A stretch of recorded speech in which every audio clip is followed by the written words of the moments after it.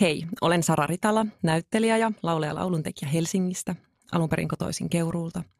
Julkaisen musiikkia nimellä Titi Tuhatmieli ja asustelen Annalassa. Tässä ääninäytteeni. Tervetuloa englannin kielen alkeiskurssille. Tämä kurssi opettaa sinulle perustason sanastoa ja kielioppia.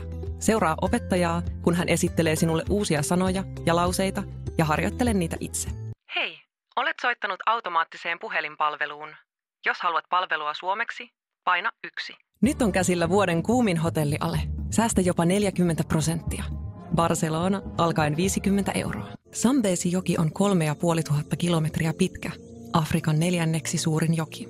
Se syntyi Jurassic-jakson vulkaanisten mullistusten aikana noin 150 miljoonaa vuotta sitten, kun vanha joki jaettiin kahteen. Myynnin edistäminen on yksi yrityksen markkinoinnin tukitoimista. Se tarkoittaa kaikkia toimenpiteitä, joiden tarkoitus on kannustaa markkinoivan yrityksen myyjiä ja jälleenmyyjiä myymään yrityksen tuotteita. Uneksitko suklaasta? Maista tryffeliä.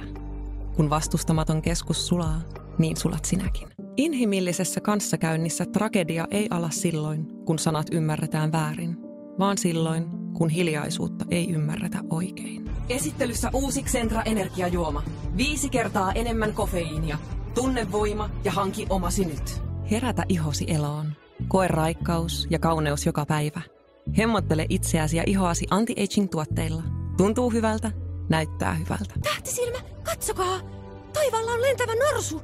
Se lentää! Se lentää! Whee! Kulta pieni. Tulehan tänne, niin laitetaan takkisi päälle, että vilustuu. Minun valtani on ehdoton. Kukaan ei uskalla asettua vastaani tai he joutuvat kokemaan raivon ja tuhoutumaan.